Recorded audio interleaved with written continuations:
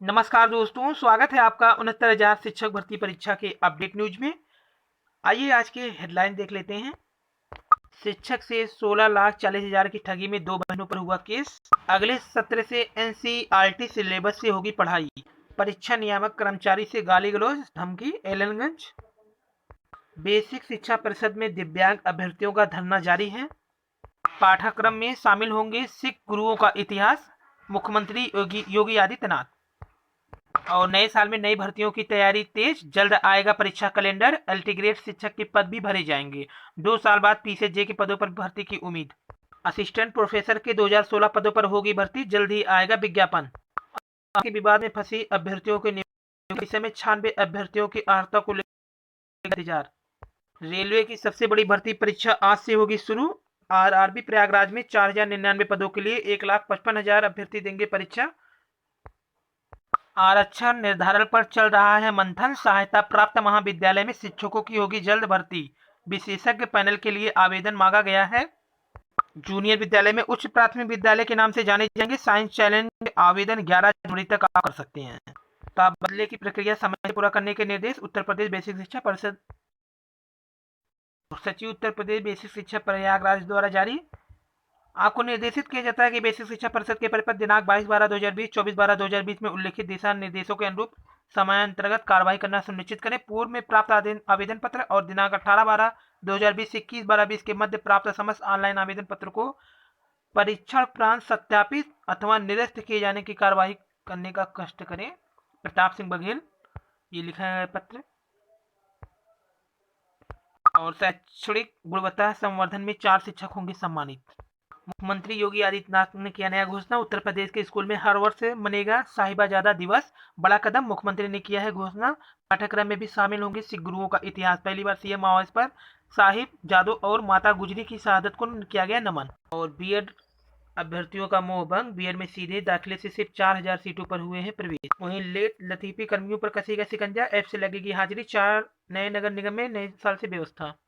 Online पढ़ाई से शिक्षा में बढ़ा टेक्नोलॉजी का उपयोग। ऑनलाइन पढ़ाई 2020।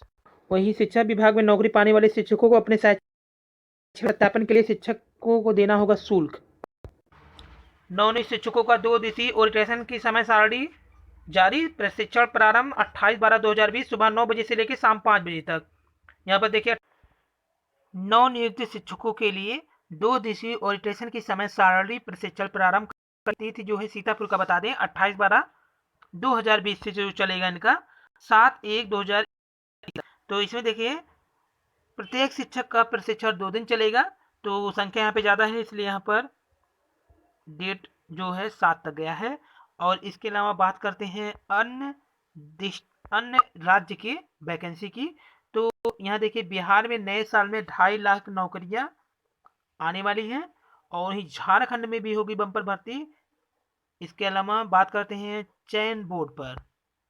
माध्यमिक शिक्षा चयन बोर्ड पर कल 29 तारीख है। कल विशाल धरना प्रदर्शन मोर्चा के अध्यक्ष के द्वारा आयोजित किया जाएगा। विज्ञापन निरस्त हुए हैं तो 1 महीने से ज़्यादा समय होने को अभी तक आया नहीं। थर्ड काउंसलिंग की बात करें तो थर्ड काउंसलिंग के इंतजार में अभ्यर्थियों का धैर्य अब जवाब देने लगा है। अभ्यर्थी अब आज से ट्विटर पर ट्वीट और रिट्वीट करेंगे जिससे सोए हुए विभाग के अधिकारियों का जो नहीं जा रहा है। तो यहाँ पर बात करते हैं ट्वीट के लिए उन अभ्यर्थियों की जो आज से लगभग 10 से 20 ट्वीट करेंगे जिससे अधिकारियों का ध्यान खाली सीटों पर जाए और जल्द से जल्द थर्ड काउंसलिंग का आयोजन करें। वहीं बेसिक शिक्षा परिषद में दिव्यांग अभ्यर्थियों का धरना जारी है। 69,000 शिक्षक भर्ती के तहत आरक्षण के मसले पर दिव्यांग अभ्यर्थियों का बेसिक शिक्षा परिषद में धरना रविवार को भी जारी रहा। अभ्यर्थियों ने कहा कि 69,000 सीटों के सापेक्ष 4% आरक्षण के तहत दिव्यांग अभ्यर्थियों की संख्या 2,760 सीटें होनी चाहिए, जबकि 1,673 सीटें ही दिव्यांग अभ्यर्थियों को दी गई है। सरकार ने दिव्यांग को उनके अधिकार से वंचित कर दिया है। बात करते हैं धरने के। उपेंद्र मिश्र, धनराज यादव, राघवेंद्र सिंह, नाज खान, मनोज, अजय, महेंद्र, मोती, विनोद, अखिलेश अन्य मौजूद रहे। और नए साल में नई भर्तियों की तैयारी में है आयोग, जल्द आएगा परीक्षा कैलेंडर, एल ग्रेड शिक्षकों के पद भी भरे जाएंगे। नए साल में नई भर्तियों की तैयारी शुरू हो गई है। पीसे 2019 की मुख्य परीक्षा का परिणाम जारी हो चुका है और पीसे 2020 की मुख्य परीक्षा 21 जनवरी से शुरू होने जा रही है। अभ्यर्थियों को अब पीसे 2021 के विज्ञापन का इंतजार है। पीसे के साथ वर्ष 2021 में कौन सी भर्ती परीक्षा कब होगी, इसके लिए उत्तर प्रदेश लोक सेवा आयोग यूपीएससी की ओर से जल्द ही वर्ष 2021 परीक्षा कैलेंडर जारी किया जाएगा। बता दें आपको कि प्रवक्ता परीक्षा भी अभी वैकेंसी जो आई है उसका फॉर्म भरा जा रहा है, उसके पेपर का भी डेट इसी में शामिल होगा। कोविड-19 के कारण आयोग को अपने 2020 के परीक्षा कैलेंडर में संशोधन करना पड़ा था। हालांकि कैलेंडर में शामिल ज्यादातर परीक्षा समय से पूरी कराई जा चुकी है। कोविड की वजह से आयोग ने 15 जून को संशोधित कैलेंडर जारी किया था। इसमें 2020 में जुलाई से दिसंबर तक एपीओ मुख्य परीक्षा 2018, बीओ प्रारंभिक परीक्षा 2019, अन्य परीक्षाएं आयोजित की जा चुकी है। 2 साल बाद पीसीजे के पदों पर भी भर्ती की उम्मीद है। और अर्हता के विवाद में फंसी अभ्यर्थियों की नियुक्ति। अर्हता के विवाद के कारण एल्टीग्रेड कला के चयनित अभ्यर्थियों की नियुक्ति फंसी हुई है, जबकि इसी विषय के कई चयनित अभ्यर्थियों की फाइलें उत्तर प्रदेश लोक सेवा आयोग यूपीएससी की ओर से माध्यमिक शिक्षा निदेशालय की भेजी जा चुकी है। उन्हें कॉलेज भी आवंटित कर दिए गए हैं। इसके अलावा इसी के विषय के तमाम चयनित अभ्यर्थियों का चयन निरस्त भी किया गया है। एल्टीग्रेड शिक्षकों के 10,768 पदों पर भर्ती के लिए परीक्षा 29 जुलाई 2018 में आयोजित की गई थी। यह भर्ती 15 विषयों में होनी थी। कला विषय में अर्हता को लेकर के सबसे अधिक विवाद था। इसी विवाद के कारण 96 अभ्यर्थियों की नियुक्ति फंसी हुई है। कला विषय में मल्टीग्रेड शिक्षक के 470 पद थे, जिनमें से पुरुष वर्ग के 192 और महिला वर्ग के 278 पद थे। पुरुष वर्ग में 190 पदों का चयन परिणाम घोषित किया गया था, जबकि महिला वर्ग में 278 पदों में अभ्यर्थियों का चयन हुआ था, यानी कुल 468 पदों पर अभ्यर्थियों का चयन किया गया था। अभिलेख सत्यापन की प्रक्रिया पूरी होने के बाद आयोग की ओर से 144 अभ्यर्थियों की फाइल माध्यमिक शिक्षा निदेशालय को भेजी है। इनमें पुरुष के 25 और महिला वर्ग के 119 अभ्यर्थियों की फाइल शामिल है। इन्हें कॉलेज आवंटित हो चुकी है और नियुक्ति पत्र मिलने का इंतजार हुई। अर्हता धारित न करने व अन्य कारणों से 228 अभ्यर्थियों का चयन निरस्त किया है। इनमें से 128 अभ्यर्थी पुरुष वर्ग से और 100 अभ्यर्थी महिला वर्ग के हैं। पुरुष वर्ग में 16 अभ्यर्थियों का चयन अभिलेख सत्यापन में अनुपस्थित रहने और 112 का चयन अर्हता धारित न करने के कारण किया गया है। बात करते हैं सहायता प्राप्त महाविद्यालय में शिक्षकों की भर्ती की। तो उत्तर प्रदेश के सहायता प्राप्त महाविद्यालय में प्राचार्य एवं सहायक प्राचार्य असिस्टेंट प्रोफेसर के रिक्त पदों पर चयन की प्रक्रिया जल्द शुरू होने की संभावना है। उच्चतर शिक्षा सेवा आयोग प्रयागराज ने इसके लिए अपने स्तर से तैयारी तेज कर दी है। नए साल के पहले या दूसरे महीने में असिस्टेंट प्रोफेसर के रिक्त पदों पर चयन के लिए विज्ञापन जारी हो सकता है। वैसे तो रिक्त पदों की संख्या 5,000 से अधिक हो चुकी है, लेकिन किए जाने वाले पदों की संख्या उच्च निदेशालय को तय करनी है।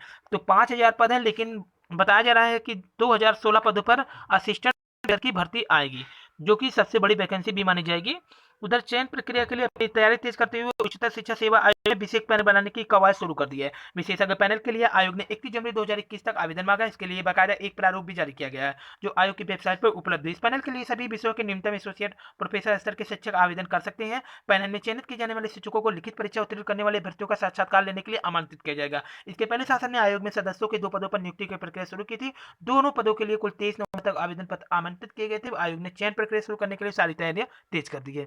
आरक्षण निर्धारण में भी चल रहा है मंत्र। चयन के लिए विज्ञापन जारी करने के पहले आयोग को उच्च शिक्षा निदेशालय की सहमति का इंतजार है। निदेशालय से ही आयोग को बताया जाएगा कि कितने पदों के विज्ञापित किए जाना है। आरक्षण का निर्धारण भी निदेशालय से ही होना है। इस समय आरक्षण का निर्धारण में मंथन चल रही है। बात करते हैं सूत्रों के हवाले खबर से। तो असिस्टेंट प्रोफेसर के रिक्त पदों की संख्या 5,000 से अधिक हो गई है, जबकि 150 से ज्यादा प्रचार की।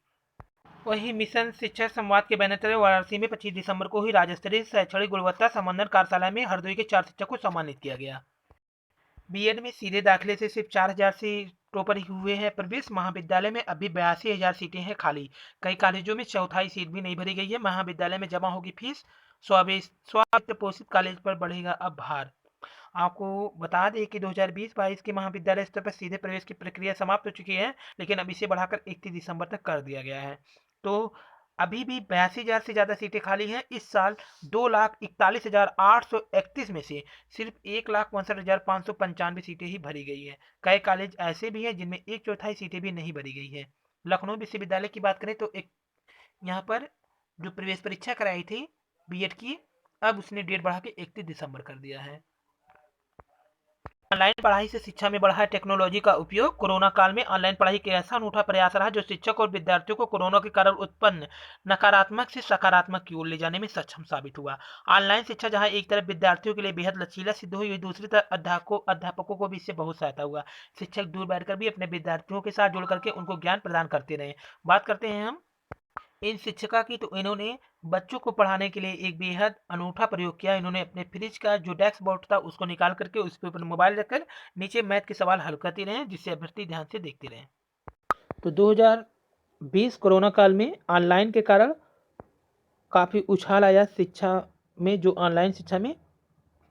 तो यहाँ पे देखिए विद्यार्थियों की पढ़ाई कराई जा रही, एनसीईआरटी की ई पाठशाला ऐप से घर बैठे, इंजीनियरिंग मेडिकल सभी तमाम लर्निंग प्लेटफॉर्म विद्यार्थियों को खूब प्रयोग किए।